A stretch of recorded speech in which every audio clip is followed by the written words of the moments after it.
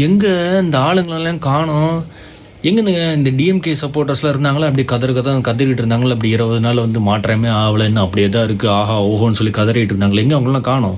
ஏன் 2 நாள் டிஎம்கேலுங்க தப்பு பண்ணுறதுனால நீங்களாம் வெளியே வந்து பேச மாட்டீங்களோ? இதெல்லாம் வந்து யாரும் பேசவே மாட்டேங்க. ஒரு அக்காலாம் அப்படி பயங்கரமாக அப்படி ஃபோன் அப்படி மேலே வச்சுட்டு வணக்கம் மக்களே வணக்கம் மக்களே அப்படின்னு சொல்லிட்டு வந்து டிவிகேல பண்ணுற தப்பை மட்டும் வந்து பேசுகிறாங்கல்ல.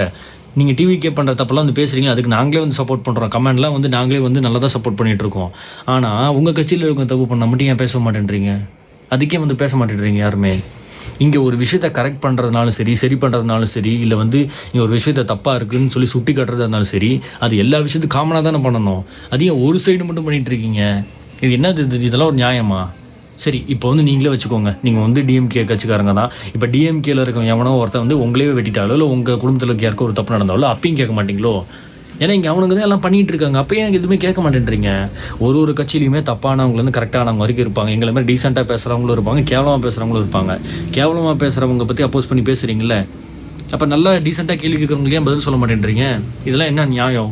ஏதாவது ஒரு நியாயம் ஏதாவது இருக்கா? இப்போ அந்த பொண்ணு ஒரு காரில் அடிச்சு தூக்கியிருக்காங்களே சென்னையில், உங்கள் கொடி, அதாவது இந்த காரில் இந்த டிஎம்கே கொடி வச்ச கார் தானே அந்த அடிச்சு தூக்கியிருக்கு. அதுலேயும் யாருமே பதில் பேசலை.